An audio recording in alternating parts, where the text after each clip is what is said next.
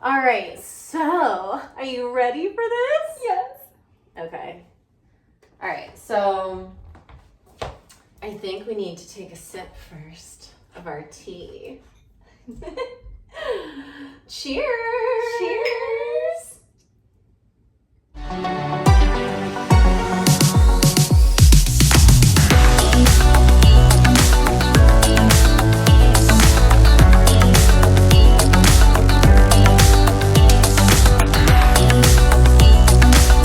Hello, everyone, and welcome to the Thank You for Laughing podcast. Okay, I'm super excited, obviously, super hyped up for a couple reasons. Number one is I have my amazing best friend Angela on the podcast. Yay! Oh my god. Happy to be here, y'all. This is gonna be like the most obnoxious thing ever. And then also, this is the first time that I'm doing video for the podcast. So this is actually being recorded for my YouTube channel as well. So we're gonna see how that goes. We're just rocking with it and rolling with it. So We're trying it out, rocking with it, This is rolling with it. test run. So thank you for being here. Thank you for listening. Thank you for watching. Thank you for laughing with us. And this is where we make light of life one episode at a time. I do a lot of solo episodes, but I also sometimes do interviews. And I wanted to bring Angela Felder onto the podcast because we're going to talk about friendship today. And we're both in our mid to late 30s. We're both in our mid to late 30s. And we're really good friends. And I think that you do a really good job at making and keeping friends and all of that. And I think that a lot of people have trouble with that as adults. So we're going to talk about that. It's going to be so much fun. But first, a little bit about Angela. So she is from Austin, Texas, where her interest in the arts began at the O. Henry Writing Club in the local theater. She moved to LA where she was part of an all-women PR company, MMP, short for Make Moves Publicity, that gave back to the community through proceeds from music events. She also wrote her first young adult book. Her work is acknowledged by the Library of Congress, and she is searching for the right publishing home. She currently resides in Detroit, Michigan. Welcome, Angela! Thank you, and thank you so much for having me today. Insert clap sounds. Now, I was saying earlier, it's like the radio because we're sharing my one big mic because... Ooh, testing. Well, long story, not really long story, short story. I ordered clip-on mics. We were going to each have our own mic, and then I realized that they only work with my phone, not my Chromebook. And we're using my phone to record the video because my Chromebook sucks for videos, so that's the story. So anyway, no one cares, but we're here. So as long as you can hear us a little bit, I think, yeah, I see it working, so we're good. Okay. We'll just talk extra loud. That's not going to be a problem for us. So, Angela, thank you for being here. Thank you for having me. Oh my gosh, like I've listened to a few of your podcasts in the past. Everyone, if you haven't yet, you need to listen to her Thank You for Laughing podcast. So when you We're listening to it right now. Oh yeah, well, more of that. You should listen to more of it. More, yes. So when you asked me to come on and talk about friendship, I was like, this is perfect for us.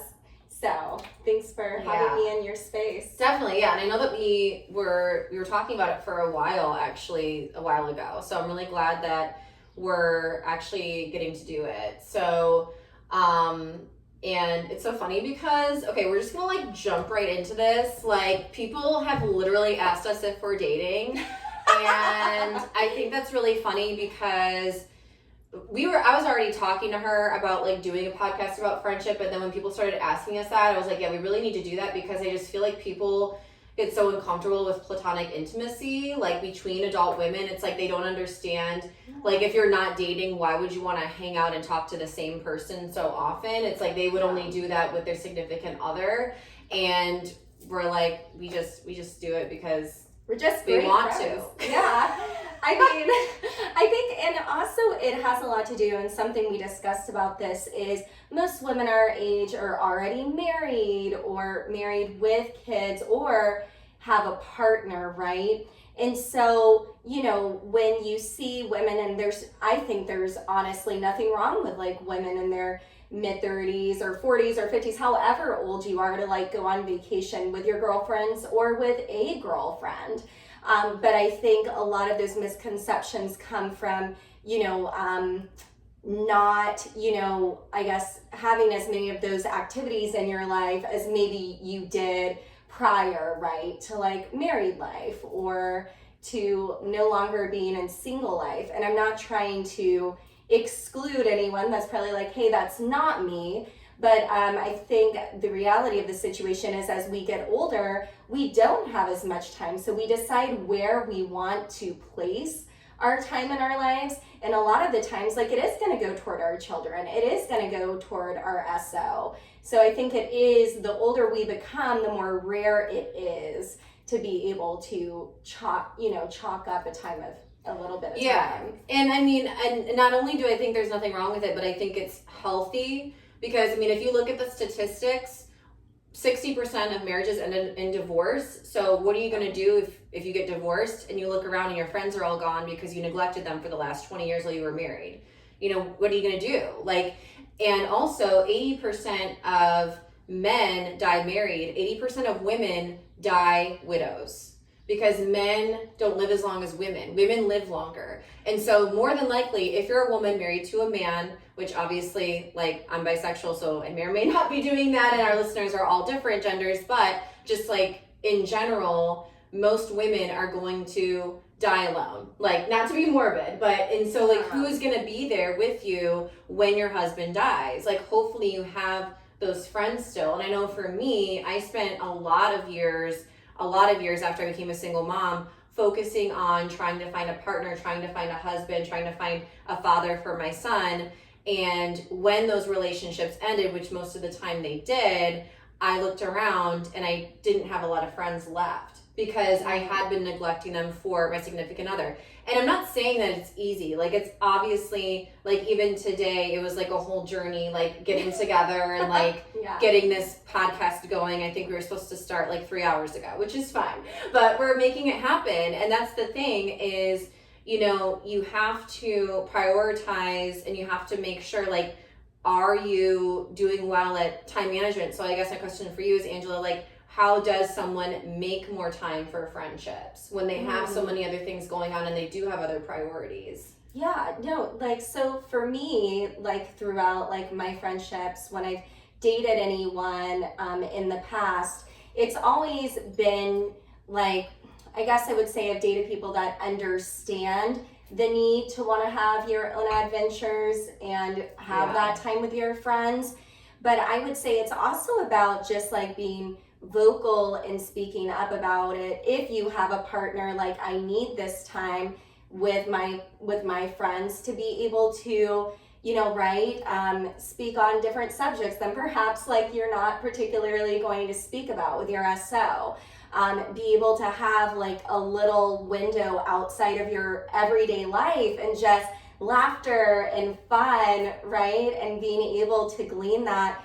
And so for me, it's always just been about carving out that time. And I've moved around a lot. So I've lived in Austin, that's where I'm from. I lived in LA for 9 years. I've been in Detroit now for 4 years. And I make the time for those phone calls, for those texts, for those voice messages, right? Like, I have a good amount of friends that are still in LA and in Austin. And so for me, like, if you don't nourish your relationships, regardless if it's love or if it's platonic, it's not going to continue to thrive.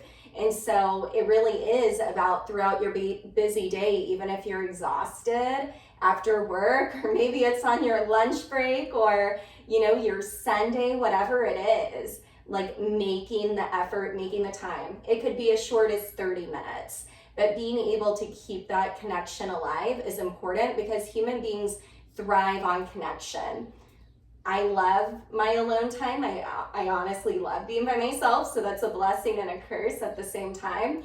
But I do know that human connection is like one of the most important things that we need as human beings. It is. I mean, and there is like a loneliness epidemic. I mean, I've seen emails and I've seen news articles about it and stuff like that. And I think sometimes we have to like call ourselves out and be like, I'm feeling lonely, but have I really been making an effort in this area? And where can I make more of an effort.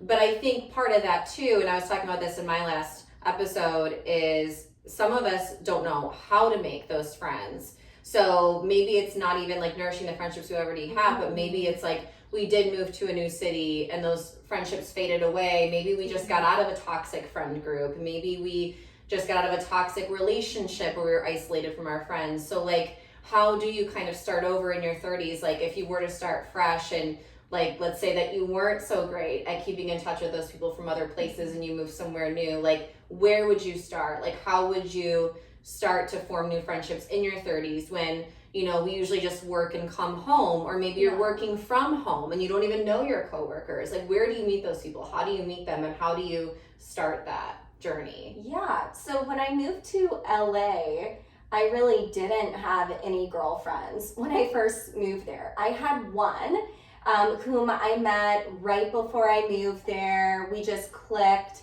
It was organic.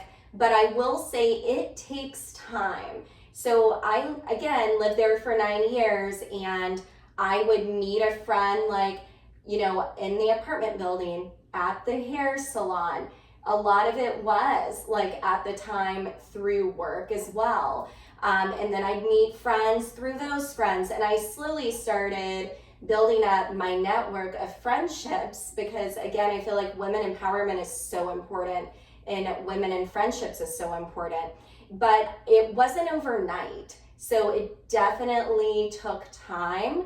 And same as here in Detroit. I moved here, I just knew you. You were the only girlfriend that I had here. And I've met people in my building, right? I would say that's it for the most part. And I have been able to meet a couple of people through work, whether it's remote or not. But it's knowing, I would say, quality over quantity, first off, and having that click. We talk so much about having clicks like in relationships, like when we meet someone and we're like, ooh, ah. Like a spark. Yeah, like a, ooh, this excites me. Yeah. It's the same thing with friendships. Yeah. You know, you just know. You can't force it. And for me, it's like once I meet someone that's greatly impacted my life, I'm like, yes. Like I want to get to know you better. I want to continue like learning different layers and, you know, spending time. I think that's like a huge part of it. There's a genuineness to it.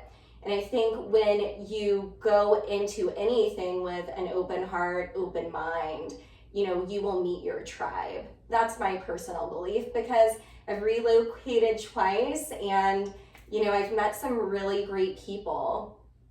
Yeah, you have. And you've been, I mean, I just think that you are such a good friend, like not just to me, but just in general, you're a good friend to all. Like you're just, I mean, I think for you, it's just natural. I mean, from what I can tell, maybe it's not. I mean, is it natural for you, or is it something where like you've had to kind of like develop those skills over time and like learn how to be a good friend and learn how to keep those friendships going? It's a good question. I feel like it's natural because it's never, again, like I said, it's never forced.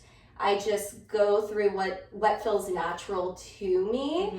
And again, I love the human connection. And so I think, yeah, it's always kind of been innate within me.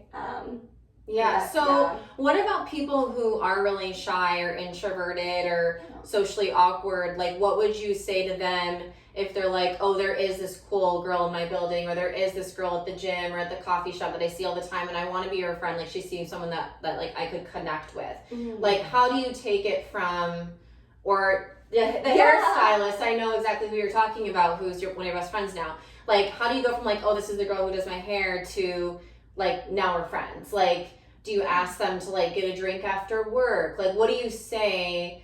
And, you know, do you ever have that fear of rejection that you have? Like, you know, like if I was to ask someone like on a date or something, it almost feels similar to that. Like, 'cause they could say no, they could be like, no, you're weird, I don't like you. Like I'm not connecting with you. We're not doing a friend date thing. Yeah, like how do you, or do you just call it the elephant in the room? Like, hey, I know this sounds weird, but like, do you want to have a friend date? Like, do you want to just like go out and get to know each other better? Like, I need more friends. Like, are you just honest, or like, how do you have that conversation? Yeah, I would say for me, again, it's like filling that initial click, and I feel like you can fill it on both ends. Like, you really can. And then from there, yeah, like, hey, like, maybe we should do something outside of this spin class. Or if you're shy to speak to someone within your building, my best advice is take the focus off of yourself and focus it on the other person. So once you no longer make it just about you, because sometimes, and I have this issue with public speaking, I will get nervous when I'm speaking sometimes for large crowds at work, because I'm focused on how are they going to think about me? Am I fidgeting? Am I doing something awkward? Versus just being my most authentic self and like focusing on that person's attributes. Listening is huge.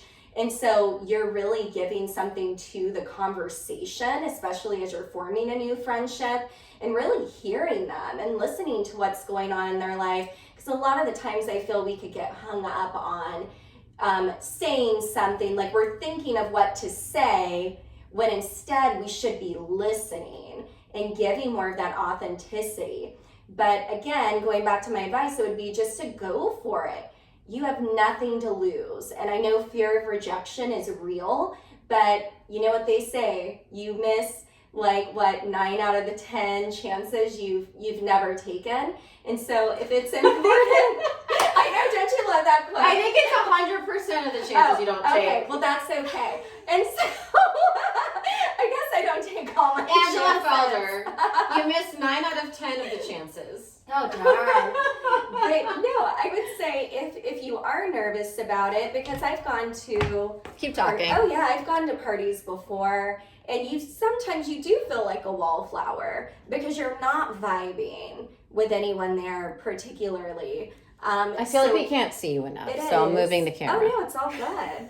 I feel like it's valid to feel that way. So everyone's feelings are valid, but you do have to take that chance in order to build your friendships and create new friendships. So for me, I feel like I've always been bold in that sense. No pun intended. But She's always owned her bold. I've always owned it. I've just always kind of like, you know what? If I feel like something's right, then I'm gonna go for it. And I feel like we all have that within us. We all have that intuition and that feeling. Yeah, definitely.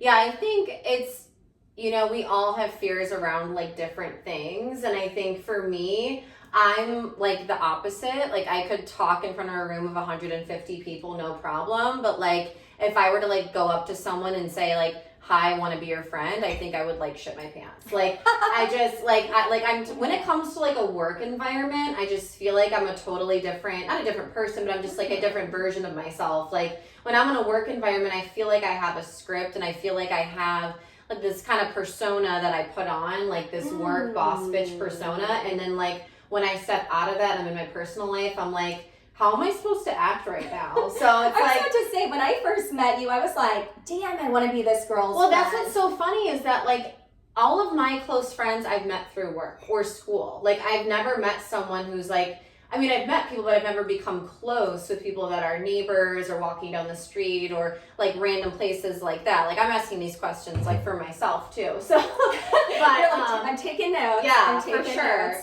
So, for me, it's like and I think it's part of like being neurodivergent. It's like when I'm in an environment where I know I'm supposed to act and speak a certain way, like I can step into that role. And again, it's still me, but it's just like different parts of me, right? That are kind of highlighted.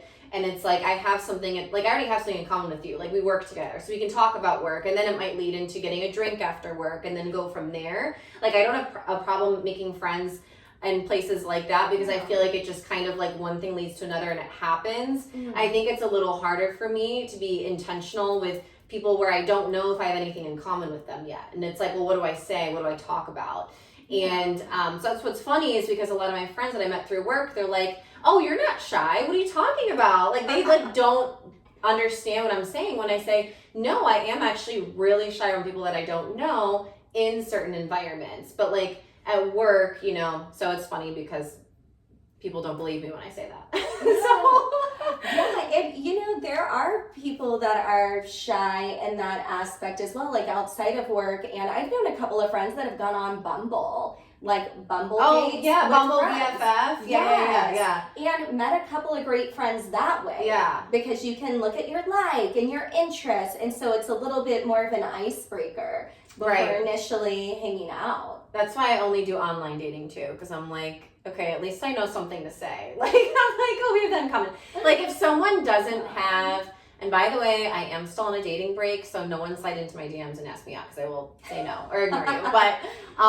But no, when I was on dating apps, I'm always on and off, but when I was, the last time I was on, well, actually, I always did this. Like, if they don't have a bio at all, I immediately swipe left, because it's like, either you don't have a personality, A, or B, you're too lazy to write a bio. You're trying to be like elusive and mysterious. Or that.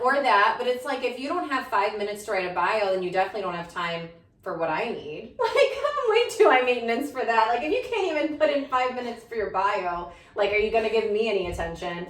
I'm like, well, I don't know what to say now, unless you like see something in their picture, like, oh, they're wearing, I don't know, a Disney shirt. I can talk about Disney. Like, it's like you have to find something, right? Or it's just like, hi, how are you? There has to be some sort of a common interest, because I will say I've experienced that before, like when you're getting to know friends and be like, oh, there's not a lot of common interest there. So that does happen. Yeah. It's just like dating. Yeah. No, like, it really is. Yeah. It really is. And when it comes to work too, or school, like sometimes you graduate that school, or you transfer, or you leave that job, or you move to a different location, and you realize like, wait, maybe we did only have work in common.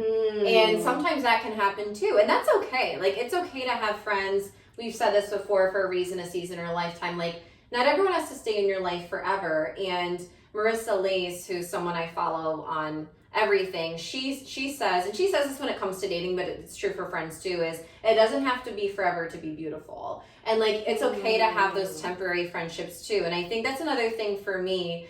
I'm just such an intense person that I'm like, if I don't see myself being friends with this person for a long time, I almost feel like, what's the point? I know that sounds like really harsh or something, but it's almost like maybe because I've had friendship trauma, I don't want to waste my time and energy on something that might end. But again, like, that's the risk that you take, because you really just don't know. Yeah, no, I completely agree with you. I mean, I feel like we've all had friendship losses, like you and I both have, right, in the past.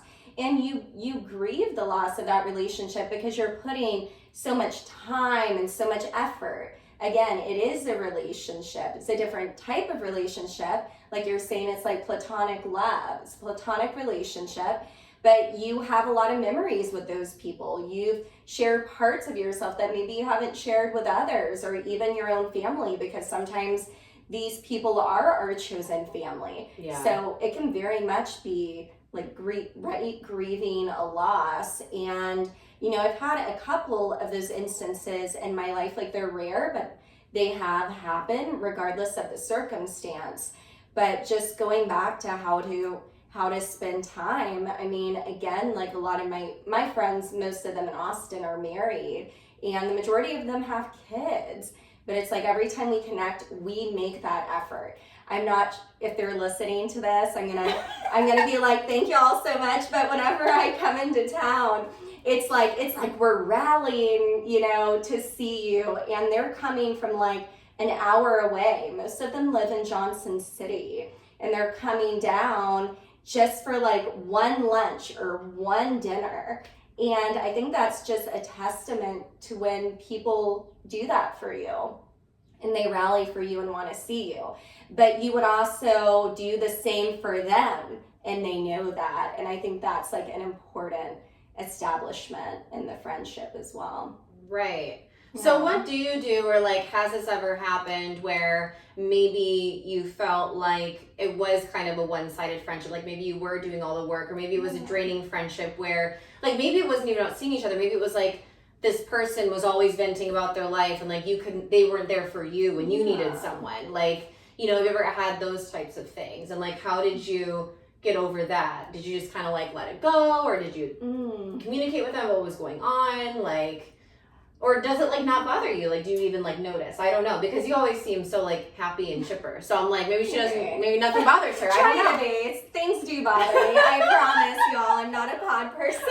Or no, what is it? Those little robot things? Like, Right. I don't know, Stepford wife. They're Right. No, I know you're and not. so, But no, I have had friendships before where there weren't like a lot of common interests or commonality. So it was like they like were always wanting to go to like festivals, right, or yoga. And I do like yoga. I do enjoy it. I pulled my hamstrings, so like I can never yoga on my right leg like I can on my left. It drives me crazy. I know it's not about perfection, but that's why I don't do it as much as I did when I was in college. That makes sense. And she liked going to like downtown events in LA. And it came to the point where she felt like I never wanted to do anything she wanted to do. And I was making the effort. I was doing the right things. But it's like, I'm sorry, like our interests aren't completely aligning all of the time. Like how, you can just sit and have conversations like we're sipping on tea right now and just hanging out, and just really strong tea. Really strong tea, and just relaxing. And I just felt like it couldn't be that way. And so when there was a falling out on that end, I had to make peace with it, because unfortunately, you can't. I think you've told me this before, like. You can't always expect a reason for why someone distanced themselves from you. And it could be for their own mental health, for their own well-being, however they feel, because again, everyone's feelings are valid. But, in those types of situations, like that was when I was younger too, I was in my 20s, I just feel you gotta know like that the friendship was great for when you have the friendship, like same as when you have a relationship. Like there were reasons that y'all were connected, like you said, whether it was work, or whether it was through mutual friends or perhaps a hobby that you both enjoyed. But I guess the best way in anything is to honor what was and then to let it go and move on and know that you have other great friends in your corner. Yeah, for sure. And I feel like, I mean, obviously everyone is different, right? Like when you're dealing with humans, like it's always going to be, there's always going to be a varied type of personalities and things like that. And I think like there are some people who they do only, like I have certain friends who like, I know if I want to do certain activities, they'll be there. Yeah. But there's other activities where I know they won't go, and it doesn't matter who else is going to be there. It doesn't matter how fun it's going to be. They're like, I'm just not into that. And so and then I have other friends that are like down for whatever, and I'm usually a down for whatever person, like myself. Like that's just who I am. I'm like, even if it's something I've never done, like sure, unless it's like skydiving or something. But my love language is quality time. So like I usually don't care what I'm doing with someone as long as I'm spending time with them. It doesn't really matter what the activity is, but I do have some friends who are like, well, these activities I don't like, these I do. So then I just kind of learn like what to invite them to, what not to invite them to, and like that's okay. Yeah. So that's another thing to keep in mind as well. So I'm trying to look at my list to see if we haven't covered something, and I feel like we've covered everything. I mean, and it's only been a half hour. I'm like, oh yeah, we're probably gonna talk for like 2 hours, but I mean, is there anything else that you wanted to share that we didn't cover yet, or anything that, because I know we were talking earlier about different topics. Yeah.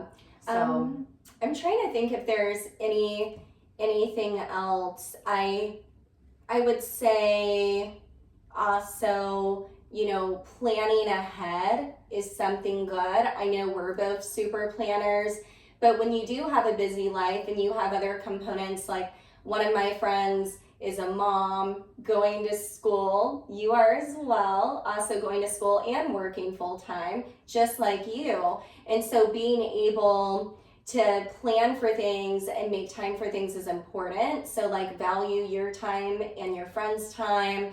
put something on the calendar, have a girls trip, go a place that you've never gone before and just enjoy it.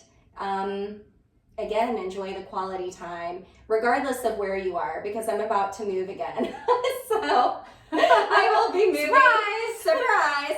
I'm moving again end of the year. But I find when we move, it not only gives us connection with new humans, new types of human beings, but it also broadens our culture. It broadens like our thoughts, maybe things we hadn't thought before, like living in certain specific places. So I'm always a huge advocate of moving out of your hometown and experiencing something different. I just happened to have moved a bit more than I thought I would. I honestly never thought I'd leave Austin, but I'm glad that, I took the chance to be in LA. I'm here in Detroit now, and if I would never have moved to LA, I wouldn't have met you. I wouldn't have met a lot of my other amazing friends, right, that I met there. And had I not moved here, then we wouldn't have been able to reconnect in person as often. And I wouldn't have met some of the other great people I've met. And I can't imagine my life without meeting these individuals. So I'm not saying you can't stay in your hometown. There's nothing wrong with that. I know people that have been friends with their high school buddies for 20 years, 25 years. But I will say that expanding your horizons and getting out of your comfort zone is going to open up more room for authentic friendships and for new friendships. So I guess that's the last little bit I have to say. I just wanted to Crocodile Dundee accent somehow. Yeah, that. Was that supposed to be Southern? I don't know. I think it was an Aussie accent. And I don't know what that was. I am not Aussie. I was going to say something and I forgot. Oh my gosh, my legs are sweating. I'm not going to lie. I know. We decided to do this after a really long week when our brains aren't working. So that wasn't a good idea. Oh, my mom is calling me. She's going to have to wait. Yeah, any closing thoughts for you, or what do you... Well, I just think that you do just such a good job. You're so thoughtful and generous, and you think of things that I would never think of to do for people. And so, I think my biggest takeaway is to take the focus off of me and wanting to be friends with someone and think about what can I do for this person to make them feel special. And then the friendship can unfold from there, if it's meant to be. And I think just letting it be natural. I think it's a balance. It's a balance between beting intentional and being natural. I know you and I, we've talked about this before, how we met at work, but we actually became better friends after we both left there. And I don't even know how it happened. Quite honestly, when I look back, it's hard for me to remember how that developed, because it was just so natural. And I think like you said, having an open heart and an open mind, listening more than you talk. We have 2 ears and 1 mouth, right? There's that saying. Yeah. And putting other people first, and then the right people will gravitate towards you. I think all of that was really, really good. So thank you so much for sharing and for being here. It was amazing. Thanks again for having me. Yeah. Hopefully she'll have me again. We'll see. We're gonna do a part 2. Well, actually, it'll kind of be part 3, because I feel like my last episode was part 1 that I did by myself. But well, cheers. Yay. To friendship. Adult friendships are important. Make the time. Put in the effort, put in the energy. It is so worth it, and so important. So, and go on vacations together. Have a good time. Go on vacations together. Don't be afraid to move, travel, get out of your comfort zone. You never know who you're going to meet, and it could be someone that you just meet that day. You could have a conversation with someone in a hotel and never see them again, but it could be a conversation that changes your life. Oh yeah, like when I met Allison on the airplane. Okay. You want to tell that story? We're gonna have to edit this real quick. I got Bonus story. Bonus feature. Here we go. Feature. Okay. So go. I was on an airplane, and I was going to Austin. I just feel like they haven't been able to see you because your hair has been blocking your face the whole time. So here you go. Hi world. So By the way, let me know if you want me to start vlogging. So I was on an airplane going to Austin for a bachelorette, and I met Allison and her husband were sitting right next to me on the plane. Mm-hmm. And I was like, oh, like this girl's cool. You know, you just start talking like you always do sometimes when you're on the plane. I mean, I don't, but Like, yeah. Like the small like talk. people like you do. Like, yeah, well, you know, it's just like, hey, how's it going? I fall asleep. I just put my headphones in and I'm done. Oh my God. I say hi sometimes. Oh, okay. Go ahead. Well, I think we like both bonded. It was a very turbulent flight, and Yeah. I used to tell her, I used to be so nervous to fly.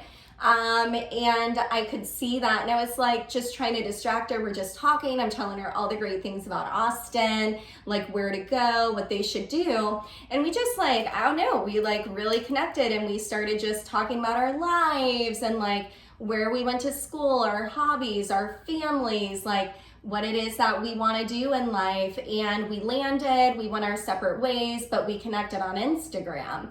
And then serendipitously, like we ended up being on the same flight again. We weren't next to each other. Oh yeah, I remember that. Yeah. But on the same flight, and we were like, okay, we really have We're meant to be friends. We're yeah. meant to be friends. Yeah. And yeah, like when she came, because she moved to Dallas with her husband from Detroit, from here. And she came in one time and I hung out with her and her fam. And then you saw her in Texas. I saw her in Texas. And yeah, like, I mean, that's, again, you just never know whom you're going to meet, how you're going to meet them. So I just wanted to leave everyone with that last story. I felt like that was pretty freaking cool. So Allison, hi. Hi, Allison. What's you don't know up? me, but I'm sure we'll meet eventually. So. Definitely. All right. Well, thank you, everyone. Thank you so much for listening. Thank you for laughing. And we will see you next time. Bye.